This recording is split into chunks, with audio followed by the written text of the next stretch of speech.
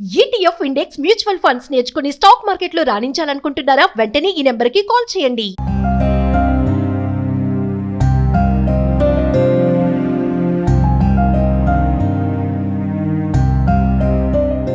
ఇప్పుడు మనం ఉన్నటువంటిది అమీన్పూర్ పోలీస్ స్టేషన్ పరిధిలో ఉన్న సృజన లక్ష్మీ నగర్ అనే కాలనీ. ఇక్కడ మొన్న ఒక దారుణమైనటువంటి ఇన్సిడెంట్ జరిగింది.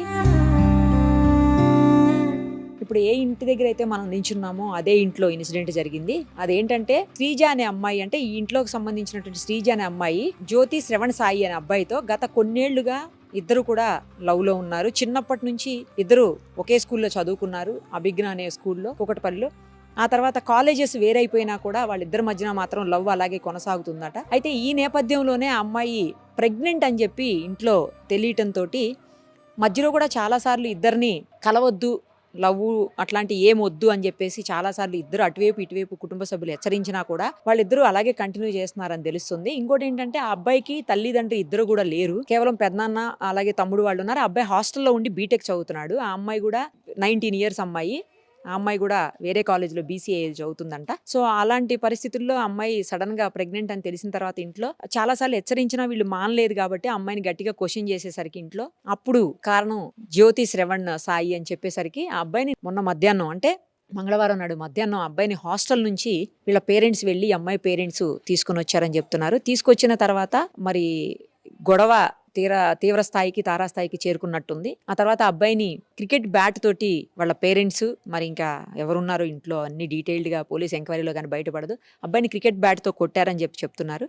సో కొట్టిన తర్వాత అబ్బాయి స్పృహ కోల్పోతే హాస్పిటల్కి తీసుకువెళ్ళారని, ఆ తర్వాత హాస్పిటల్కి వెళ్ళిన తర్వాత ఏంటంటే అబ్బాయి బ్రెయిన్ డ్యామేజ్ అయ్యింది, అంటే బ్లీడింగ్ అవటంతో అందుకోసమే చనిపోయాడు, లోపల ఇంటర్నల్ బ్లీడింగ్ అయ్యి చనిపోయాడు అని చెప్పి తెలుస్తుంది.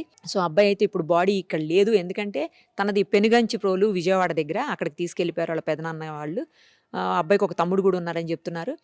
సో కేవలం ప్రేమించింది వీళ్ళకి నచ్చకనే చాలాసార్లు హెచ్చరించి లాస్ట్కి మాట్లాడదాం రమ్మని చెప్పేసి పిలిచి ఇలాంటి దారుణంగా హత్య చేశారని చెప్పి తెలుస్తుంది. పోలీసులు అదే చెప్తున్నారు. కానీ ఎంత ఘోరం అంటే ఆ అబ్బాయికి ఎవరు తల్లిదండ్రులు లేరు, చాలా బాగున్నాడు అబ్బాయి కూడాను, హాస్టల్లో ఉండి చదువుకునేటువంటి అబ్బాయిని ఇంటికి పిలిచి చాలా కాలంగా మాట్లాడుకోవట్లేదని చెప్తున్నారు. అంటే బహుశా వీళ్ళకి తెలిసి మాట్లాడుకోవట్లేదేమో, ఇద్దరును పేరెంట్స్కి తెలియకుండా మాట్లాడుకుంటుండొచ్చు.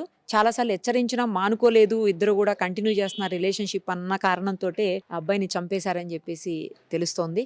బాడీ అయితే లేదు, తీసుకుని వెళ్ళిపోయారు. అబ్బాయి ఫ్రెండ్స్ అందరూ కూడా వెళ్ళారు. చుట్టుపక్కల వాళ్ళందరూ కూడా మాట్లాడడానికి ఎవరు ముందుకు రావట్లేదు, భయపడుతున్నారు, ఏమీ చెప్పట్లేదు అసలు ఎవరు కూడా. ఈ ఇంట్లో కూడా కిందన రెంట్కుంటారంటే వాళ్ళు కూడా ఇప్పుడైతే ఖాళీ చేసి వెళ్ళిపోయారు.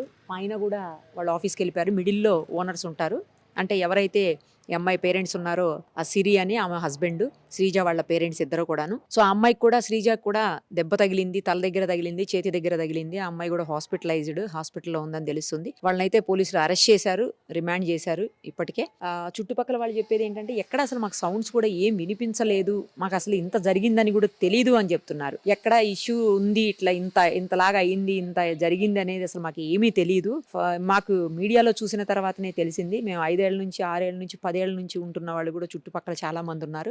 ఆ రోజు ఏమన్నా సౌండ్స్ రావటం కానీ, గొడవ అయినట్లు కానీ, లేకపోతే ఘర్షణ వాతావరణం కానీ ఎక్కడా కూడా ఏది లేదని చెప్తున్నారు. 2వ రోజుకి సాయంత్రానికే మాకు తెలిసింది. మొత్తం అదంతా నార్మల్గానే ఉన్నారు ఆ రోజు అందరూ కూడా అని చెప్పి చెప్తా ఉన్నారు చుట్టుపక్కల అందరూ. సో ఏది ఏమైనా కూడా ఇప్పుడు లవ్ ప్రేమ ఇవన్నీ కూడా ఎవరి ఇష్టం వాళ్ళదనుకోండి. బట్ అంత చిన్న ఏజ్లో అమ్మాయి ప్రేమించడం, తర్వాత ప్రెగ్నెంట్ అవటాన్ని తట్టుకోలేకపోయినట్టున్నారు ఇటు సైడ్ పేరెంట్స్ వైపు నుంచి ఆలోచించినప్పుడు. సేమ్ టైం ఆ అబ్బాయి కూడా తల్లిదండ్రులు లేనప్పుడు కొంచెం బాధ్యతాయుతంగా ఉండి చదువుకుంటున్నాడు కాబట్టి బీటెక్ చేసి మంచి జాబ్ తెచ్చుకొని వాళ్ళ తమ్ముడిని చూసుకుని ఉంటే బాగుండేది.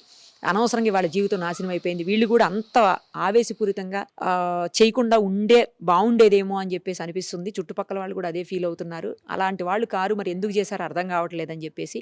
సరే ఏది ఏమైనా కూడా ఒక మనిషి ప్రాణం అయితే ఈరోజు కేవలం ఆ ప్రేమ కోసం పోయింది. అంత అవసరమా, ఇంతలాగా చెయ్యాలా అని అటువైపు ఇటువైపు 2 వైపుల నుంచి కూడా ఆలోచించినప్పుడు ఆ అబ్బాయికి అంత అవసరమా, ఎందుకు చేశాడు, వద్దని హెచ్చరించినప్పుడు ఆగేది ఉండే కదా అనిపిస్తుంది. ఇంకోవైపు ఇటువైపు నుంచి కూడా అంత చంపేయాల్సినంత అవసరం ఉందా, బ్యాట్ పెట్టి విచక్షణారహితంగా క్రికెట్ బ్యాట్ తోటి ఎలా పడితే అలా కొట్టారు ఇష్టానుసారం అని చెప్తున్నారు పోలీసులు.